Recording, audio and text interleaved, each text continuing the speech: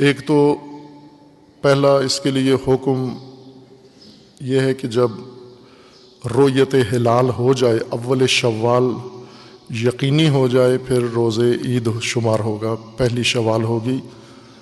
اور روز عید یا اول شوال کے لیے جو ضوابط فقہ اسلامی میں، شریعت مقدسہ میں مقرر ہیں، ان کے مطابق جب چاند نظر آ جائے نئے مہینے کا، شوال کا، تو روز عید ہو جائے گا۔ چاند ثابت ہو جائے، انسان کو یقین ہو جائے کہ چاند طلوع ہو گیا ہے، یہ چاند نئے مہینے کا افق پر، جس افق پر انسان رہ رہا ہے وہاں نمودار ہو گیا ہے۔ اس کے لیے شریعت مقدسہ کے جو احکام ہیں تمام مسالک میں ایک جیسے ہیں، اس میں کوئی زیادہ فرق نہیں ہے شیعہ سنی کے اندر، کہ چاند ثابت ہونے کے لیے، رؤیت ثابت ہونے کے لیے، چاند تو ہمیشہ ثابت ہے، لیکن چاند کی صورت یہ ہے کہ بنتا ہے، پھر ایک مہینہ زمین کے گرد گردش کر کے دوبارہ پھر نئے سرے سے تشکیل پاتا ہے، یعنی اس کا روشن حصہ دوبارہ تشکیل پاتا ہے اور تدریجاً روشن تر ہوتا جاتا ہے۔ یہ جب انسان دیکھ لے، رؤیت کر لے، ثابت ہو جائے اس کے نزدیک نئے چاند کی، تو اول ماہ ثابت ہو جاتا ہے۔ اور اس میں پہلا طریقہ یہ ہے کہ خود انسان، ہر مومن، ہر مکلف خود چاند دیکھے اور اس کے نزدیک چاند ثابت ہو اور اسے نظر آ جائے چاند۔ یہ ایک طریقہ ہے، مستند طریقہ ہے، شرعی طریقہ ہے چاند کے ثابت ہونے کا، کہ ہر مومن خود چاند دیکھے۔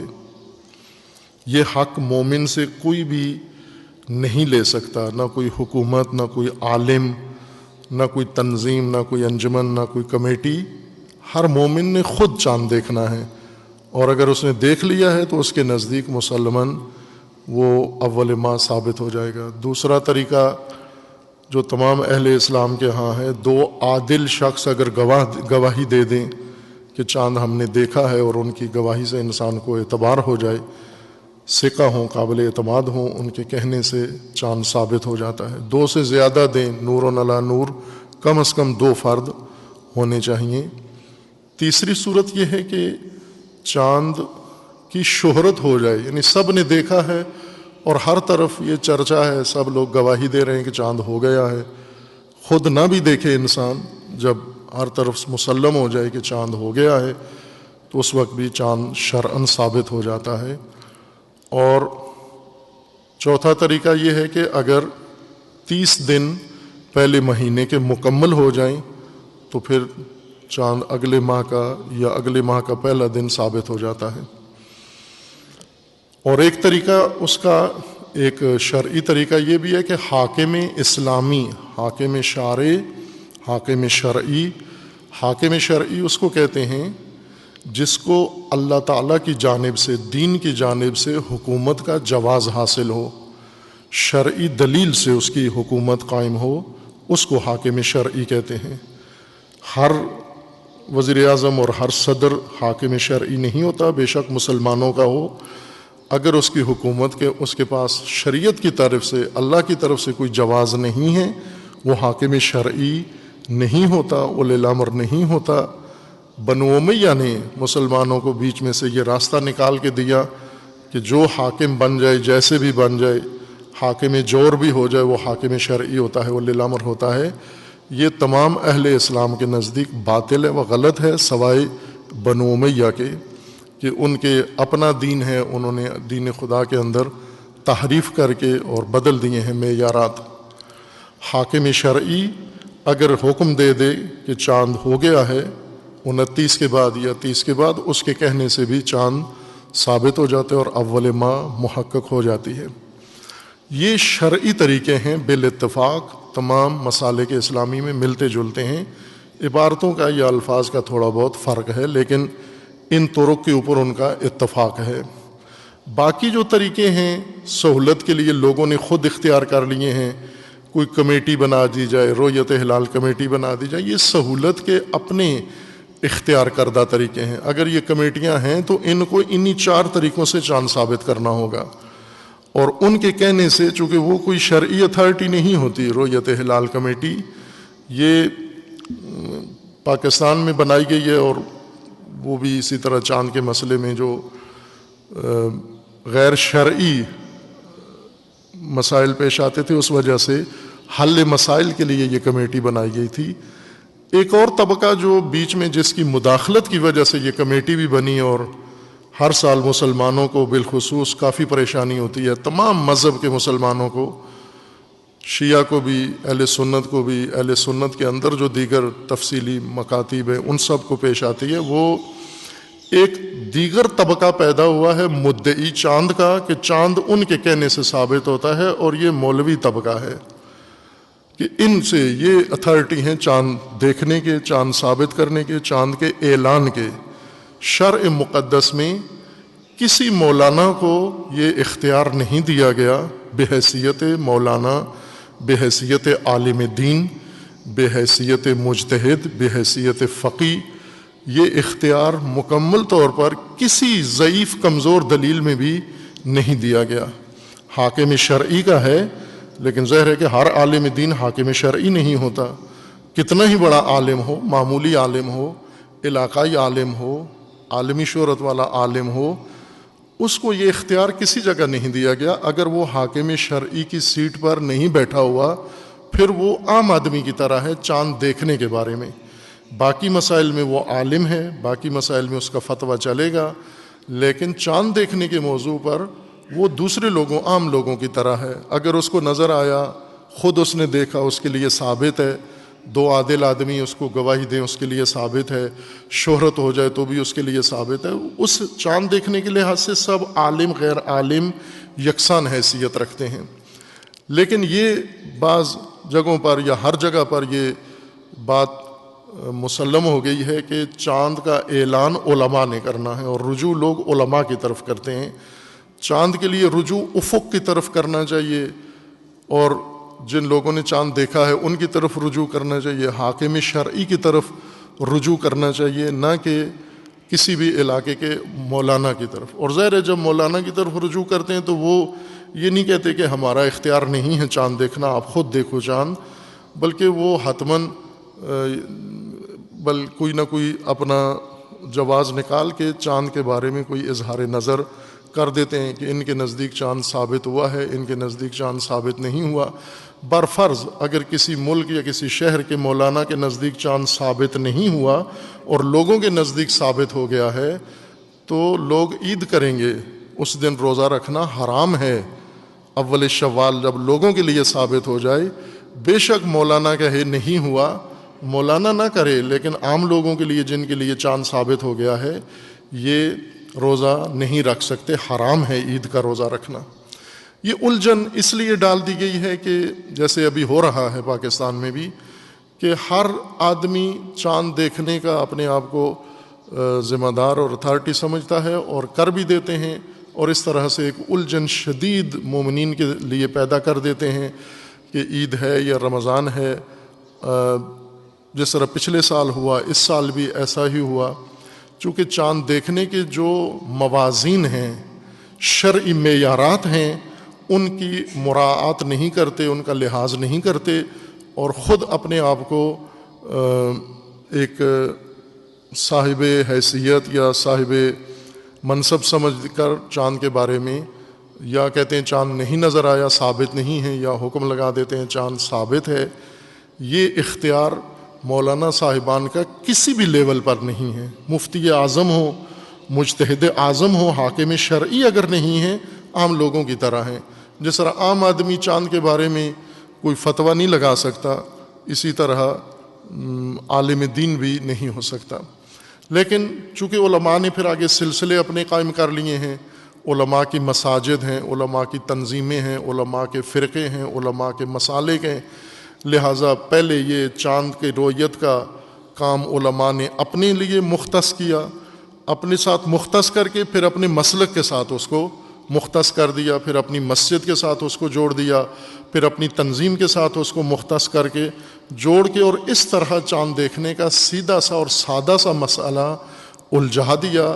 اور مومنین کو اس سے نکل آنا چاہیے، چونکہ علماء کو تو کوئی روک نہیں سکتا کہ آپ نہ کریں یہ کام۔ ہماری پاکستان کی پوری حکومت نے عرصے سے زور لگا کے پشاور مسجد کے مولانا صاحب پپلزئی صاحب کو کوشش کی روکنے کی کہ آپ نہ کریں چاند دیکھنے کا کام، لیکن وہ نہیں رکے، اور وہ تو نہیں رکیں گے، لیکن عوام رک سکتے ہیں کہ اگر کسی نے چاند کے بارے میں کوئی غیر ذمہ دارانہ یا غیر مشروع طور پر بات کوئی کر بھی دی ہے تو ضروری تو نہیں کہ لوگ اس کو حتماً سنیں، توجہ کریں اور اس پر عمل بھی کریں۔ اگر مولانا کہے سورج نہیں نکلا تو روک دوں گے، آپ نہیں کرو گے۔ مولانا کہے آج جمعہ نہیں ہے جمعرات ہے، آج جمعرات نہیں ہے جمعہ ہے، تو مولانا کے کہنے سے آپ باز آ جائیں گے، وہاں تو نہیں روکتے آپ۔ تو یہاں بھی آپ کے لیے جو شرعی طریقے مقرر ہیں وہ ہونے چاہیے۔ دوسرا، چاند دیکھنے کے بارے میں جو شرعی اور فقہی مبانی اور فقہی نظریات ہیں ان کو واضح نہیں کرتے۔ چاند دیکھنے سے ہی چاند ثابت ہوتا ہے، لیکن دیکھنا کیسے ہوتا ہے؟ آیا بغیر دوربین کے دیکھنا کہلاتا ہے؟ دوربین کے ساتھ بھی دیکھنا چاند دیکھنا کہلاتا ہے؟ ٹیلیسکوپ کے ذریعے سے چاند دیکھنا بھی چاند دیکھنا شمار ہوتا ہے یا نہیں ہوتا؟ یہ جدید آلات کے ذریعے سے، آپٹک آلات کے ذریعے سے آیا چاند جو دیکھا جاتا ہے، دیکھا تو جاتا ہے، ظاہر ہے وہ اس کو دیکھنا ہی کہتے ہیں، لیکن یہ دیکھنا آیا شرعاً دیکھنا شمار ہوتا ہے شارع مقدس کے نزدیک یا نہیں؟ یہ فقہی مبانی پہلے واضح کریں، یعنی رؤیت ہلال کمیٹی اور اس کے مسلکی جو ترکیب ہے، فرقہ وارانہ ترکیب رؤیت ہلال کی، یہ حل مسئلہ نہیں ہے کہ ہر فرقے کے نمائندے جمع کر کے کمیٹی بنا دیں، جیسا کہ پاکستان میں اگر کہیں لوگوں کے اندر فرقہ واریت نہ ہو، مولویوں کے اندر، حکومت خود یہ دانہ فرقہ واریت کا ڈال دیتی ہے۔ کسی بھی مسئلے کے بارے میں جب کوئی کریں گے، میرٹ نہیں رکھتے بلکہ فرقے کو بنیاد قرار دیتے ہیں کہ ایک نمائندہ اس فرقے کا، ایک دوسرے فرقے کا، ایک تیسرے فرقے کا۔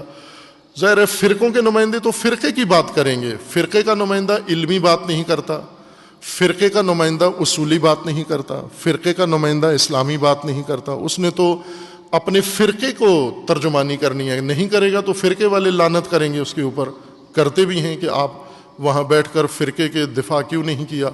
لہٰذا یہ فرقہ وارانہ ترکیب ہی مسائل کا حل نہیں ہے، غلط ہے۔ اگر بنانا بھی ہے، کوئی بھی علماء بورڈ بنتا ہے، علماء کونسل بنتی ہے، علماء جگہ جگہ ضرورت ہے علماء کی مشاورت اور رہنمائی کی، تو اس کے لیے میرٹ ہونا چاہیے۔ جیسے علماء چاہیے یونیورسٹیوں کی مدیریت کے لیے، وائس چانسلر سارے علماء ہونے چاہیے، اور علماء ہی کو رکھا جاتا ہے جو ڈگریاں حاصل کرتے ہیں، پڑھتے ہیں، ڈاکٹریٹ کرتے ہیں یا دیگر جو عہدے علمی لیتے ہیں، ان کو میرٹ پہ رکھا جاتا ہے۔ میرٹ میں شیعہ بھی وائس چانسلر بن جاتا ہے، وہابی بھی بن جاتا ہے، بریلوی بھی بن جاتا ہے، دیوبندی بھی بن جاتا ہے، اہل حدیث بھی بن جاتا ہے، میرٹ پہ جو بھی آ جائے۔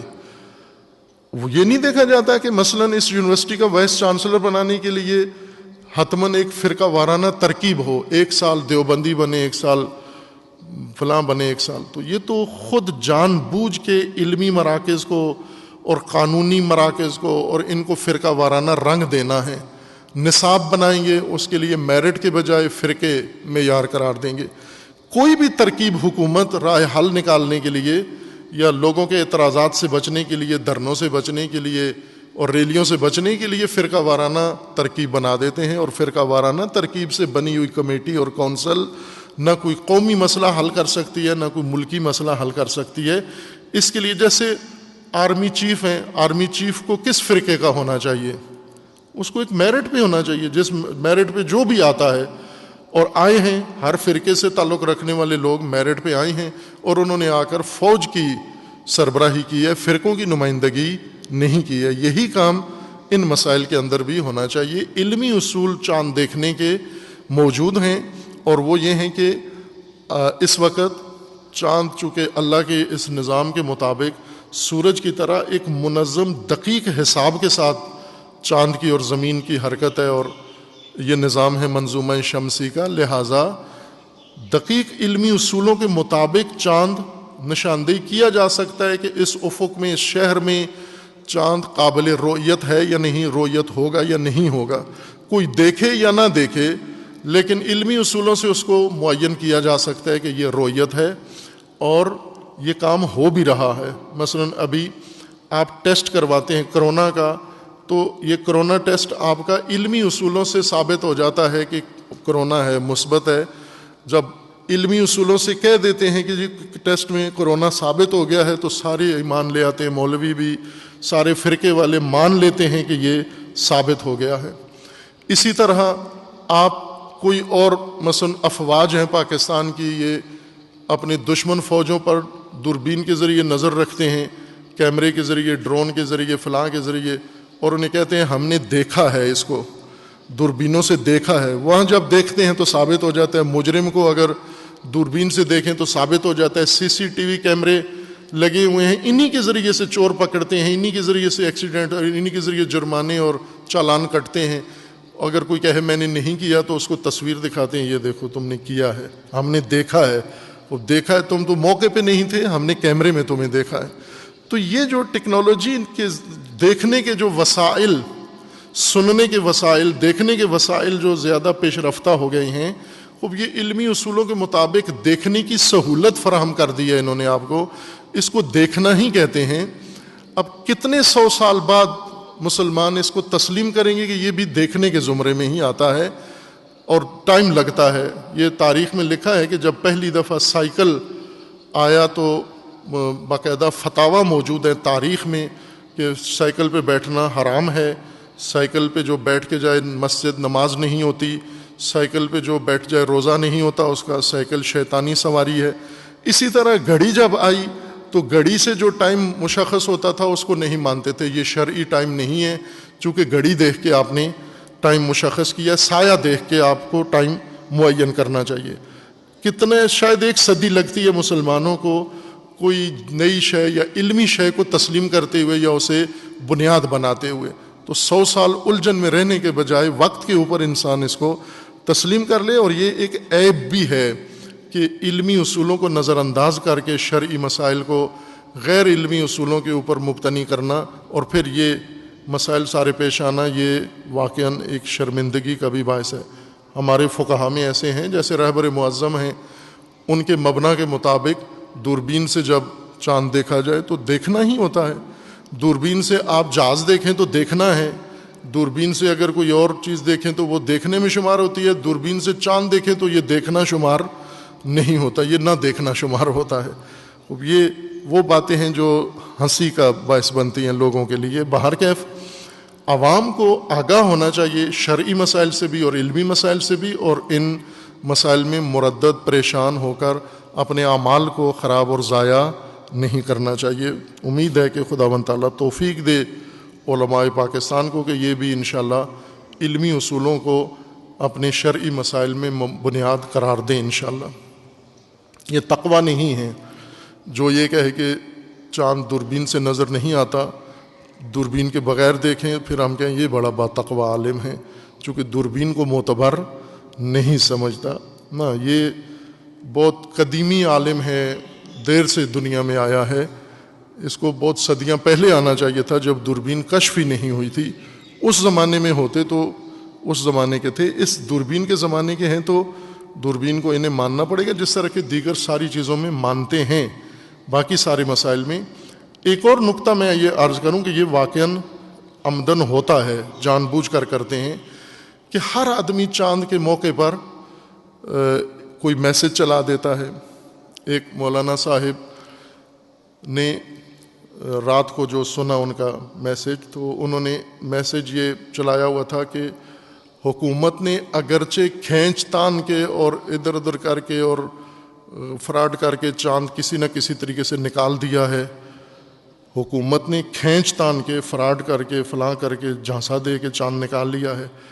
ٹھیک آدھ گھنٹے بعد میسج چلایا، الحمدللہ معتبر ذرائع سے چاند ثابت ہو گیا ہے اور مستند ذرائع سے چاند ثابت ہو گیا۔ حکومت نے کھینچ تان کے نکالا، آپ نے معتبر ذرائع سے نکال لیا ہے۔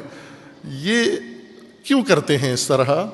اور یہ روک نہیں سکتے آپ، اس لیے کہ چاند ہی ایسا موقع ہوتا ہے جہاں پر ایک انسان اظہار شخصیت، اظہار وجود کر سکتا ہے۔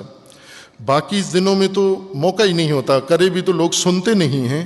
یہ ایک حساس موقع پیدا ہو جاتا ہے. ایسے موقع پہ ہر کلپ لوگ سنتے ہیں، ہر میسج لوگ سنتے ہیں، کون کیا کہہ رہا ہے.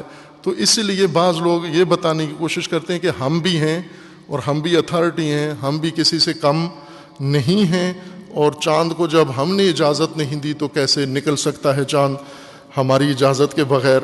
بعض کہتے ہیں ہولڈ کر لو، چاند روک لیتے ہیں. وہ مولانا وہ پیر صاحب کی طرح جو کہتے تھے میں کسی جگہ تقریر کرنے گیا تو بادل چھا گئے اور مجھے لگا کہ اب میرا پروگرام خراب ہو جائے گا، تو میں نے بادلوں والے فرشتے کو بلایا اور میں نے اسے کہا کہ یہ سنا ہوگا کلپ آپ نے، وہ شف پیر جو مشہور ہے، کہ اس نے بادلوں والے فرشتے کو کہا کہ فوراً اپنے بادل ہٹا لو ورنہ اسرائیل سے تمہاری پٹائی کرا دوں گا، چونکہ اس علاقے میں ہماری ڈیوٹی لگا دی گئی ہے، کائنات کا نظام ہمیں سونپ دیا گیا ہے. یہ ہر مولوی کا گمان ہے کہ اس کے ضلع میں اللہ نے کائنات کا نظام اس مولوی کے سپرد کر دیا ہے، چاند سورج سب اس کے تابع ہو گئے ہیں، یہ حکم کرے گا. تو یہ اس لیے ہوتا ہے کہ اظہار وجود کر سکیں، اپنی کوئی نمائش کر سکیں، اپنا کوئی ثابت کر سکیں، اور اس سے مومنین کو صرف الجھنیں ہوتی ہیں، پریشانیاں ہوتی ہیں. اور مومنین چونکہ ان باتوں کو اہمیت دیتے ہیں اس لیے ان کو میدان مل جاتا ہے. اگر سنا انسنا کریں، مثلا آپ جب کوئی نعت سنتے ہیں تو کسی سریلے آدمی سے سنتے ہیں، ہر آدمی سر لگائے تو آپ کلپ لیتے بھی نہیں ہیں، ڈیلیٹ کر دیتے ہیں، میموری خراب کر رہا ہے ہماری. وہاں پر آپ کوئی سٹینڈرڈ کی نعت سنتے ہیں. میں اب نعت ادب سے کہہ رہا ہوں چونکہ عید کا دن ہے، ورنہ مومنین پسند کی جتنی چیزیں ہوتی ہیں تو کوئی ذوق والی چیز رکھتے ہیں اپنی میموری میں، ہر چیز نہیں ڈالتے. اسی طرح ہر بات چاند کے بارے میں اس کا کوئی ضروری نہیں ہے کہ مومنین اس کا نوٹس لیں. آپ کے پاس شرعی طور پر فتاویٰ موجود ہیں، یہ 4-5 طریقے ہیں چاند ثابت ہونے کے، ان کے مطابق آپ چاند دیکھیں. اور دوسرا علمی موازین جو چاند دیکھنے کے لیے مقرر کیے گئے ہیں. آج اگر رسول اللہ صلی اللہ علیہ وآلہ وسلم تشریف فرما ہوتے، امام معصوم اگر موجود ہوتے اور امام معصوم کو بتایا جاتا کہ ہم نے دوربین سے دیکھا ہے بارڈر پہ دشمن کو، تو رسول اللہ فرماتے دوربین سے جو دشمن نظر آئے وہ دشمن نہیں ہوتا. کیا امام معصوم دوربین سے نہیں دیکھیں گے؟ امریکہ طیارے اڑائے گا امام زمان جب تشریف لائیں گے، اور امریکہ رڈار امام زمانہ قبول نہیں کریں گے کہ یہ نہیں دیکھنا ہے. رڈار میں جو جہاز نظر آئے جہاز نہیں ہوتا وہ. یہ کس نے کہا ہے کہ ہر امام نے، ہر نبی نے اپنے زمانے کی ٹیکنالوجی کو بڑھایا ہے، آگے انکار نہیں کیا. جو نبی اپنے زمانے میں آئے کوئی نہ کوئی تو ٹیکنالوجی تھی اس زمانے کی، انہوں نے اسی سے استفادہ کیا. اور سب سے ہائی کلاس ٹیکنالوجی جو ابھی تک بشر نہیں اس کو کشف کر سکا وہ حضرت سلیمان نبی علیہ الصلوۃ والسلام کی ٹیکنالوجی تھی، کہ انہوں نے کن طریقوں سے علمی اصولوں سے استفادہ کر کے اپنا وہ نظام بنایا اور چلایا. اور قرآن نے اس کو ایک تاریخی اور یادگار حکومت کے طور پر ذکر کیا ہے. اس سے بھی یہ تاثر پڑتا ہے، مولوی علم نظر انداز کرتے ہیں، دین نہیں کرتا.